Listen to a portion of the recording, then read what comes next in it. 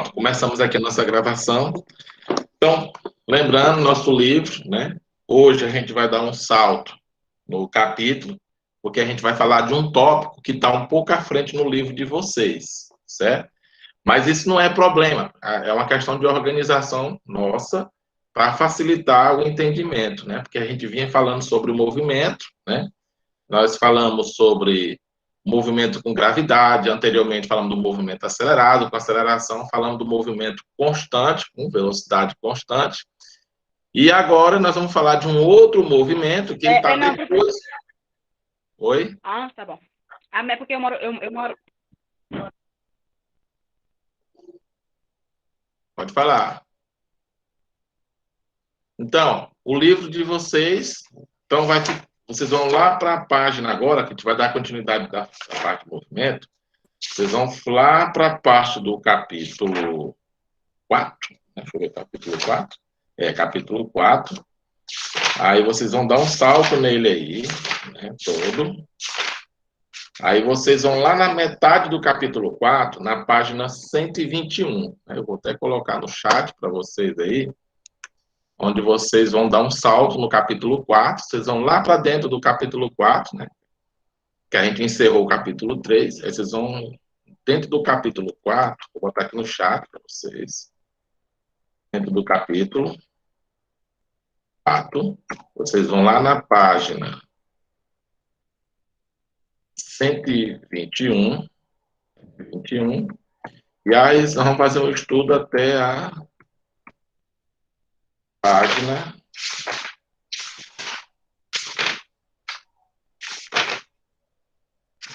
129, tá bom? Por quê? Porque como a gente está falando de movimento, a gente precisa exatamente fazer essa característica do movimento completo, tá bom? A gente falou de movimento constante, falamos do movimento variado, movimento com gravidade, falando dos lançamentos, a gente vai dar continuidade falando do movimento circular. Então, mas esse movimento circular, ele ficou lá dentro do capítulo 4, onde fala das leis de Newton. As leis de Newton a gente vai começar a falar depois. Na outra semana a gente vai fazer uma atividadezinha fechando essa parte de movimento, né, como se fosse uma prova, para a gente depois iniciar a dinâmica, né, do movimento com as leis de Newton, tá bom? Então, só para a gente, estou só repassando para vocês aí os nossos acontecimentos. Então, duas coisas que a gente vai falar. Nossa nota, ela é feita com a realização das atividades semanais, que muita gente atrasa, deixa acumular, não deixem acumular, porque senão você não vai ter uma nota tão boa no final. Toda semana a gente tem uma atividade para ser realizada, tá bom? Então, vocês não podem deixar de fazer.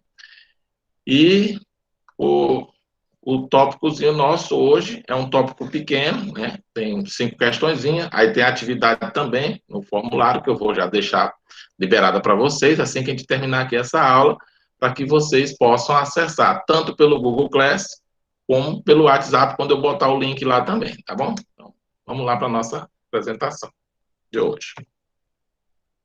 Então, nossa aulazinha de hoje.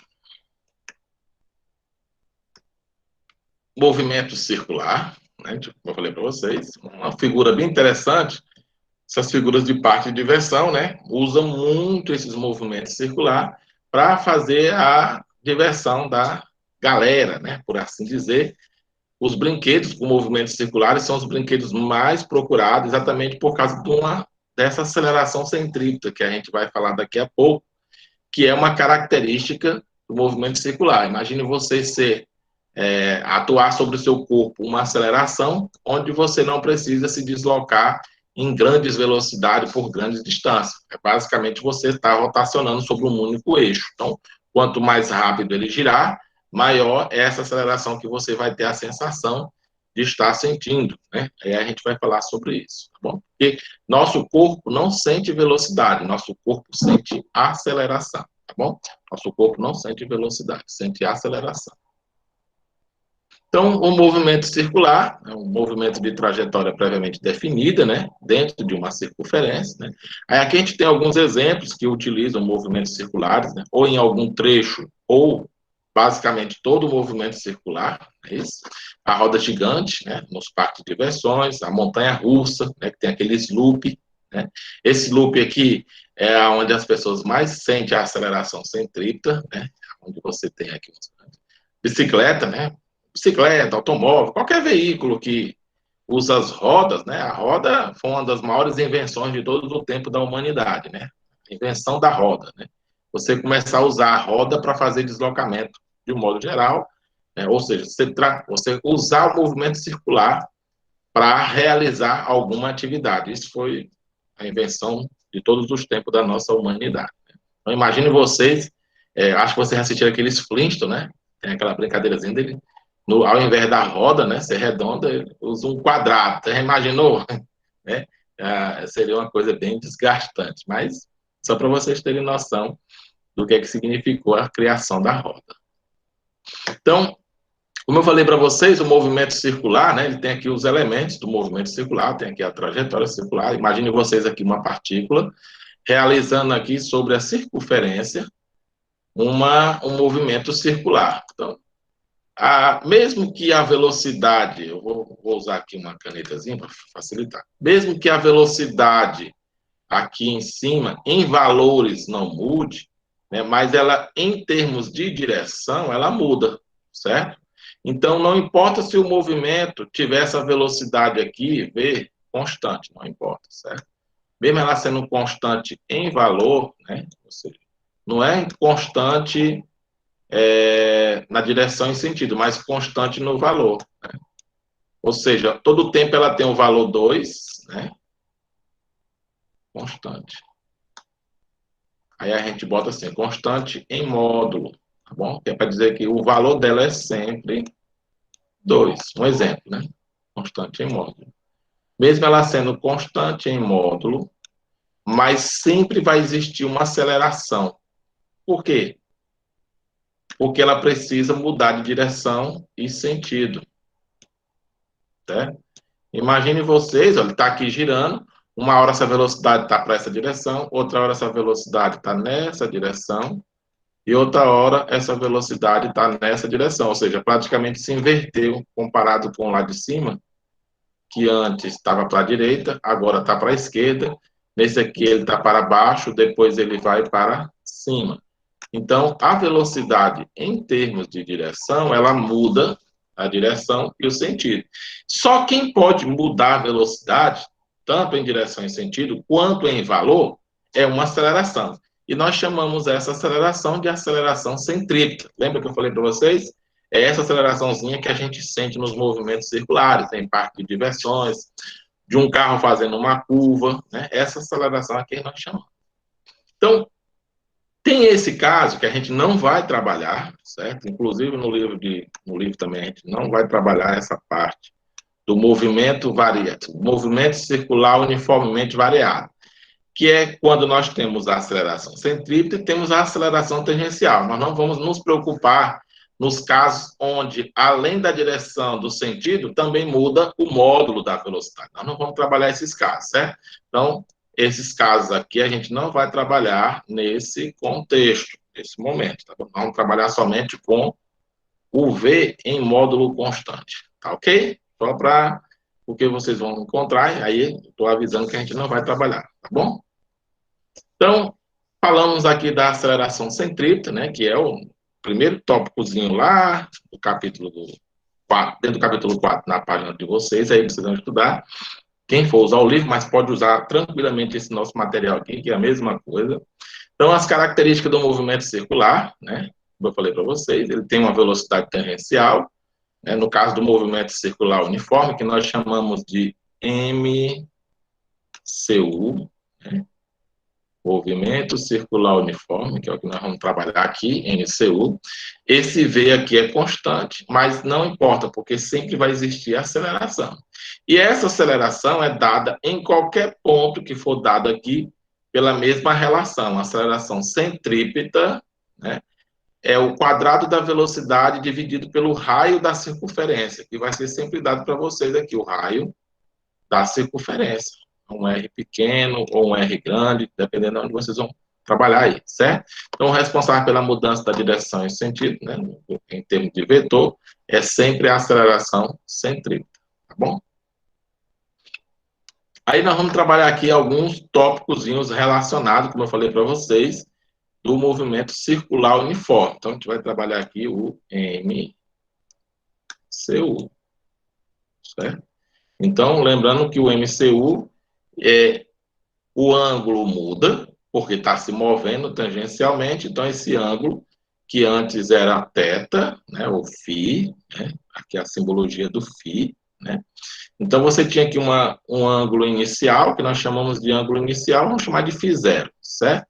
Então, a diferença para onde ele vai, né, com onde ele estava, essa diferença aqui nós chamamos de variação do ângulo, ΔΦ. Igual lá da velocidade escalar, que é ΔS, ΔT. Então, ia ser ΔΦ por ΔT, que é a nossa velocidade angular. A velocidade angular, que nós chamamos de ômega ou um W, né, é a velocidade de circulação, que nós chamamos. É a velocidade do ângulo mudando com o tempo, certo? Ele vai mudando aqui. Então, nós chamamos aqui de velocidade angular. Nós não vamos trabalhar os casos com aceleração angular, porque, como eu falei para vocês, nosso interesse aqui é só o MCU, tá bom, pessoal? Só o MCU. Então, está colocado aqui para efeito de informação, porque pertence ao capítulo, mas a gente só vai trabalhar uma parte só, que é o movimento circular uniforme, tá bom? Então, relacionando as grandezas lineares com as angulares, ou seja, nós vamos relacionar duas coisas básicas. Primeira, nós vamos relacionar o espaço, né? O espaço linear, né? Esse espaço aqui, ó, o S, né? E nós vamos relacionar o ômega. Nós não vamos trabalhar a aceleração, certo? Como eu falei para vocês, nosso interesse aqui é só o MCU.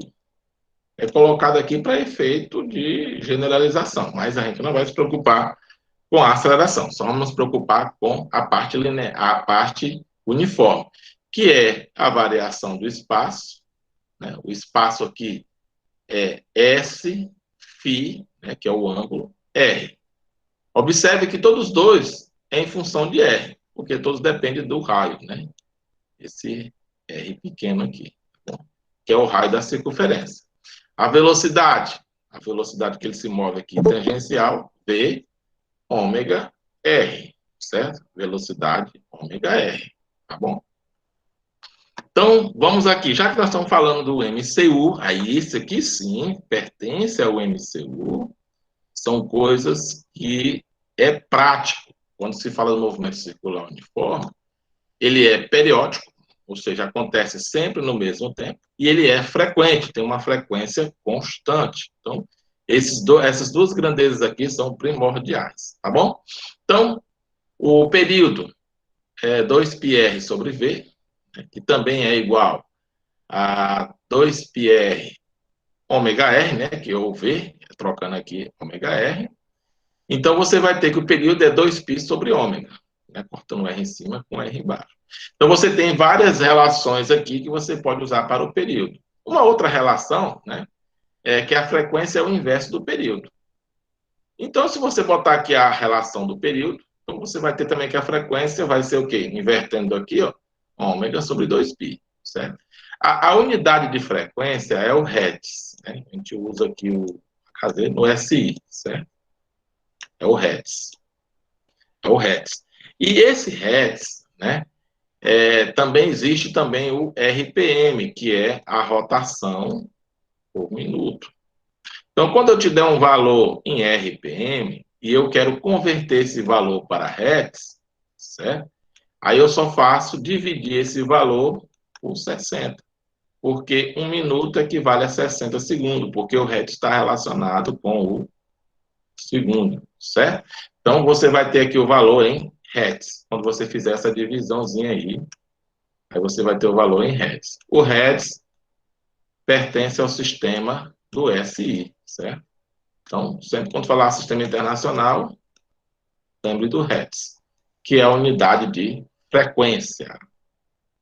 Observe que o ômega está relacionado com a frequência, como eu falei para vocês, tá bom? Então, nós vamos usar também essa partezinha de transmissão de movimento. Aqui vocês já devem ter visto muito isso. É usado nas bicicletas, né? Essa transmissão de movimento circular entre a catraca e a mensageira, né? Aí ele chama também de peão, de coroa. Então, dependendo da localidade, chamam essas peças esses nomes. Engrenagem de relógio, né? Ela funciona muito também essa transmissão dentro das engrenagens de relógio, dos relógios antigos, brinquedos de corda. Hoje você tem os grandes engenhos que ainda hoje usam esse sistema de transmissão de movimento circular. Qual é a vantagem disso? Porque quando você faz essas combinações, você pode, em um que se move mais devagar, você transmite mais rapidez para o outro, dependendo da relação aqui de raios, né? Ou seja, de tamanhos da circunferência, né? Da transmissão do jogo de tamanhos, né? O que é comum em todos eles, né? Então, a gente tem dois tipos básicos. Os que ficam em eixos diferentes. Então, em todos eles com eixos diferentes, quando em contato, a velocidade linear em todos eles é a mesma. Ou seja, esse V aqui, o V, é igual para todos. Isso aqui acontece nos casos de eixos diferentes. A gente vai ver mais na frente, quando o eixo é o mesmo, eles têm o mesmo ômega, certo? A mesma frequência angular.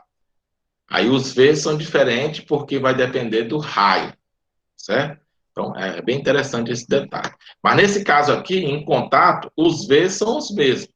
Então, quem é que muda? As frequências angulares. Um vai se mover mais rápido do que o outro, dependendo da relação. Uma vez que V é ômega R, então, se o raio A for maior do que o raio B, consequentemente, o ômega de A é menor do que o de B. Ou seja, o B, por ser menor, quando esse aqui vai dar uma volta, esse aqui já tem dado duas voltas, dependendo da relação de raio, né? Se for o dobro, duas vezes. Se for o triplo, três vezes. Se for quatro vezes menor. Então, ou seja, quanto menor for essa relação aqui, mais rápido ele anda, a quantidade de vezes do raio, tá bom? Então, basicamente, essa é a nossa realizaçãozinha aqui dessa parte de transmissão. Então, aqui nós vamos falar aqui da bicicleta, como eu falei para vocês, é uma das que ainda hoje é bem trabalhada, essa parte de transmissão de movimento circular. Então, essa relação aqui entre a mensageira, né, e a catraca, quem aqui anda de bicicleta sabe disso, né? Se essa mensageira for bem grande e a catraca for bem pequena, uma pedalada aqui significa que ele vai transmitir para esse aqui um movimento bem rápido, né? Claro que aqui você vai ter que colocar bastante força. Faz com que ele se mova mais rápido. O caso contrário também é verdade, né? Se aqui a mensageira for pequena e a catraca for grande, eu vou dar 10 pedaladas para esse aqui andar uma volta. Qual é a vantagem? Eu vou trocar movimento, né, rapidez de movimento, por força. Vou botar menos força. Aí fica ótimo para subir ladeira, né? Então, eu quero adquirir grandes velocidades. Aí eu inverto. Por isso foi se criada a história do jogo de marcha, que é nada mais, nada menos do que alternar os tamanhos dos raios desse jogo de transmissão de movimento circular. Tá bom? Então, basicamente, aqui é essa a ideia do uso da física na bicicleta. Tá bom, pessoal? Aí vamos para as questões de hoje, que aí a gente vai liberar vocês para fazer a atividade de hoje. Pelo amor de Deus, vamos fazer as atividades. Tem gente atrasado, isso não é bom para vocês acumulam atividade, fica devendo muito, e aí vocês só vão se prejudicar, tá bom? Sei que tem alguns com os problemas técnicos, mas na hora que dá uma melhoradazinha, vamos cuidar das nossas atividades, tá bom? Questão da FATEC de São Paulo, uma roda gira com frequência de 1.200 RPM, a frequência e o período são respectivamente. Então, vamos lá. Como falou aqui 1.200 RPM, a gente falou lá na explicação, você vai converter aqui, ó, você vai pegar esse 1.200, dividir por 60, como foi falado para vocês, dá 20 Hz, certo? E você vai pegar esse Hz aqui, calcular o período. O período é o inverso da frequência. Então, 1 dividido por 20, 0,05 segundos. Então, a resposta aí, letra C. Por favor, não errem essas, viu, gente? Questão de número 2. Desculpa, não sei nem o que foi. Eu estou com pressa, né? Então, em um experimento, verificamos que certo corpúsculo, é o corpo, é um corpo pequeno, descreve um movimento circular uniforme de raio 6 metros, certo? Ele já deu o raio aqui, percorre 96 metros, certo? É o espaço percorrido em 4 segundos. Então, com isso, eu posso calcular a velocidade linear, gente, viu? Então, velocidade, espaço pelo tempo. Velocidade linear, espaço pelo tempo. 96 dividido por 4, 24 metros por segundo. Beleza? Pronto. Como eu sei que a velocidade linear é ômega-r, eu sei que esse V, eu acabei de calcular aqui pelas informações dadas, é 24, certo? Eu quero saber o ômega e o raio é 6, certo? Então, esse 6 vai para o outro lado dividindo. Então, quem é o ômega? 24 dividido por 6. Então, eu encontrei a velocidade angular de 4 radianos por segundo. Como eu sei que o ômega é 2π sobre o período, e eu quero saber o período, eu vou trocar de posição, certo? Então, meu período vai ser 2 vezes o π. Quem é o π? Quando não é dado na questão o valor de π, vocês sempre usem π igual a 3,14. Quando não é dado, você usa 3,14. Mas verifique se a questão vai dizer se o π, né? Quanto é o π, né? O π é esse cara aqui, ó. Esse cara aqui, ó. Esse símbolozinho aqui. Ele tem um valor médio, certo? De 3,14. Mas isso não quer dizer que eu vou usar sempre 3,14. Em algumas questões eu posso usar 3, em algumas questões eu posso usar 3,1. Tudo vai depender do problema, certo? Então, eu posso, por exemplo, na nossa atividade, usar o π igual a 3, para facilitar a vida de vocês nas operações, tá bom? Então, mas voltando aqui para cá, aqui deu 6,28, certo? Então, 6,28 e o ômega que eu calculei aqui é 4, então 6,28 dividido por 4 dá aproximadamente 1,6. Ele vai dar 1,59, aí você vai arredondar aqui para 1,6. Então, a resposta é letra D, tá bom? Aqui uma questão teórica, certo? Para quem não sabe, orbita sobre nossas cabeças satélites, né? Criação do homem para fazer as nossas, por exemplo, as nossas telecomunicações, certo? Então, são chamados de satélites geoestacionários. Esses satélites geoestacionários têm como função fazer a comunicação direta da Terra com os pontos específicos de telecomunicações aqui na superfície. Então, para que um satélite artificial em órbita ao redor da Terra seja visto parado em relação a um observador fixo na Terra, que são esses aqui os geoestacionários, né? Então, eles têm de girar junto com a Terra. Então, a velocidade, eles estão girando sobre o mesmo eixo, essa é a ideia, aquilo que eu falei para vocês. Então, a velocidade angular é a mesma da Terra, gira junto. Então, ele dá uma volta sobre o seu próprio eixo em 24 horas, como a Terra dá uma volta sobre o seu próprio eixo em 24 horas. Então, ele tem de girar a sua velocidade angular a mesma. Então, a resposta aí, letra A. Aqui nós vamos ter, basicamente, a mesma coisa lá da Terra, né, do satélite. É o mesmo conceito. Então, eu tenho duas crianças, né, estão brincando em um carrossel. Então, mesmo estando em posições diferentes, eles estão girando sobre o mesmo eixo. Então, rotaciona com a mesma velocidade angular. Claro que esse aqui vai girar com uma velocidade v diferente desse aqui. A velocidade tangencial é diferente. Vou chamar aqui de V1, né? V1, e aqui eu vou chamar de V2, certo? Então, como eu sei que os ômegas são iguais, eu vou dizer aqui que o ômega 1 é igual ao ômega 2, as velocidades angulares são iguais, certo? Mas as velocidades tangenciais são diferentes, ou seja, quem está mais distante se move mais rápido, né? Por quê? Aí você vai colocar aqui aquela relação que eu coloquei para vocês, né? Então, V1 sobre R1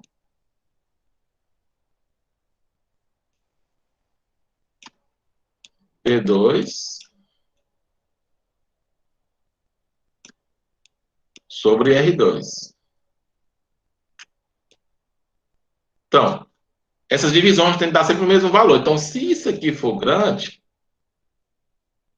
o raio tem que ser maior do que o outro. E se esse V é pequeno, para dar a mesma divisão, esse raio também tem que diminuir na mesma proporção. Então, quanto menor o raio, menor a velocidade, para que essa razão se mantenha constante. Então, a nossa resposta aqui, como estão sobre o mesmo eixo, velocidade angulares são iguais. Aí aqui ele fala das escalares, não é verdade. Suas velocidades médias são iguais, não é verdade. Aceleração tangenciais não são iguais, não teria como ser iguais, porque essas tangenciais aqui, elas são diferentes, porque depende do raio, certo? Aceleração centrípeta são iguais. Eu não posso afirmar isso, porque eu não sei com relação se o movimento aqui mas, no caso, eu posso afirmar, uma vez que os V's são diferentes, as tangenciais também vão ser diferentes. Então, é prático, né? Porque a gente já viu que a aceleração centrípeta, né, para quem não lembra, aceleração centrípeta é o quadrado da velocidade dividido pelo raio. Então, tem dois fatores aqui que é crucial. Os raios são diferentes e os V's são diferentes. Então, consequentemente, a aceleração são diferentes, não é igual, tá bom? Então, aqui nós vamos usar o mesmo preceito, está girando sobre o mesmo eixo. Essas velocidades aqui são diferentes, mas a angular são iguais. Então, se as angulares são iguais, realiza o movimento no mesmo tempo.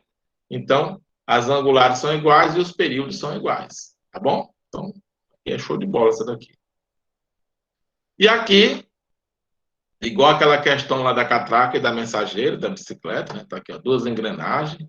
Quem viu aqueles moedor de cana, né? O motor fica acoplado aqui numa correia pequena, e aí você tem uma catraca ou uma polia grande.